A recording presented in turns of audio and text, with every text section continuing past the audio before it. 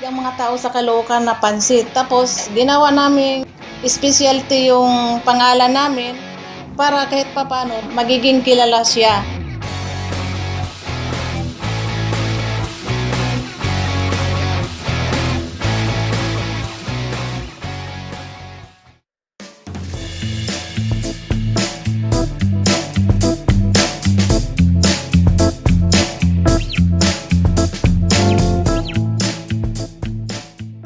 Ang tunglaw mula sa pangalan ng asawa ko, Pitong Stanislao.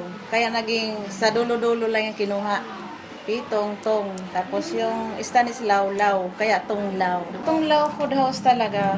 Sarili namin yung recipe na yon, yung pansit. Kaya naging ano siya, naging kilala siya.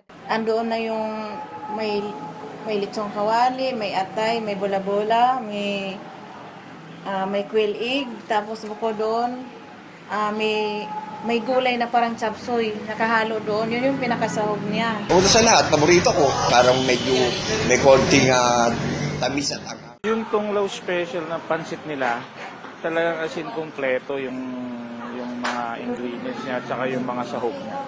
Sa sauce niya, eksakto yung lasa, hindi maalat, hindi matamis. As in, same ng mga kain mo sa mga Chinese restaurant. Consider mo siyang special talaga. Wala ka nang hahanapin pa. Bukod doon, yung mga short order na mga pagkain, katulad ng lechon, mga beef broccoli, chapsoy, ganun din yun. Araw-araw yun nauubos. Gusto namin araw-araw bago. Araw-araw iba-ibang menu. Kaya yun ang gustong-gusto ng mga customer namin.